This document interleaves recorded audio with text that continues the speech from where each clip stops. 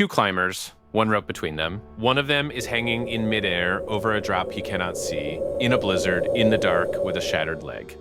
The other is above him, sitting in a hole dug into a snow slope, holding all of that weight and being dragged inch by inch toward the edge. He cannot pull him up.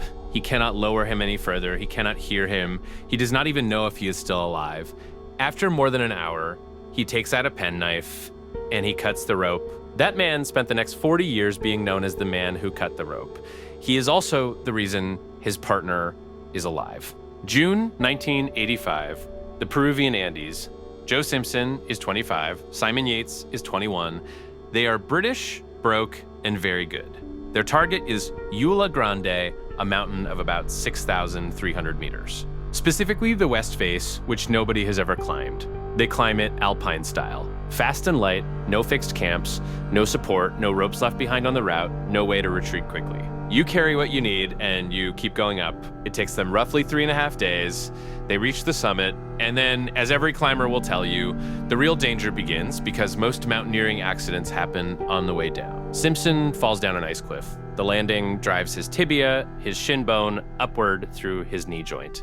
Both men understand immediately what this means. They are high on an unclimbed face, in deteriorating weather, days from anyone, with no radio and no possibility of rescue.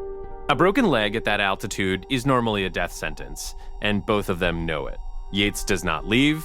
He digs a seat into the snow, ties two ropes together, and starts lowering Simpson down the mountain in sections of about 300 feet at a time. Lower. Down climb. Dig a new seat. Lower again. It is slow, brutal, and it works. They lose a lot of height this way. Then the storm closes in properly, night falls, and they lose the ability to see or hear each other.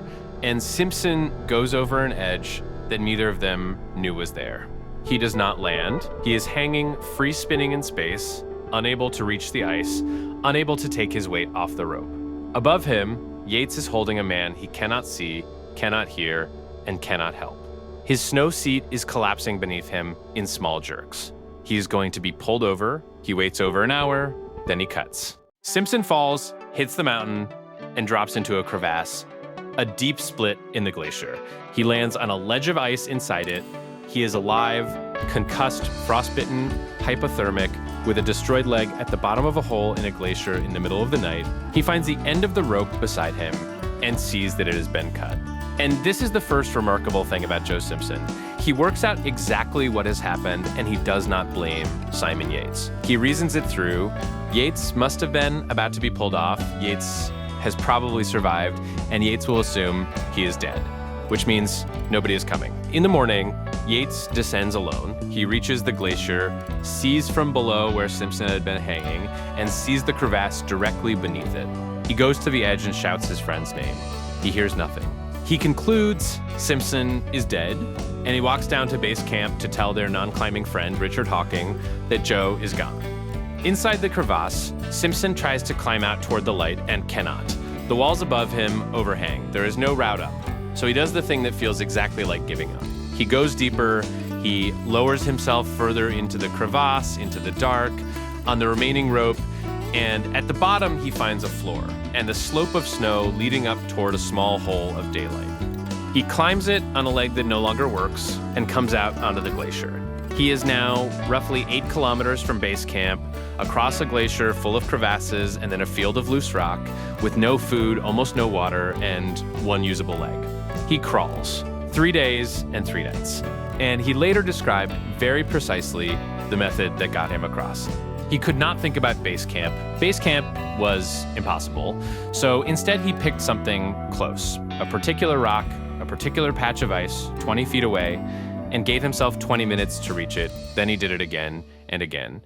Hundreds of times, he was not crossing 8 kilometers. He was crossing 20 feet over and over against a clock. He also could not get a pop song out of his head and has said since that a large part of what drove him on was indignation at the idea of dying to that particular song.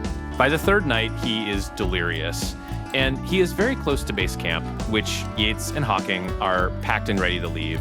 They hear someone crying out in the dark. They go out with torches, and they find him. 3 decisions saved Joe Simpson's life. Every single one of them looks from the outside like surrender. 1. Yates cutting the rope.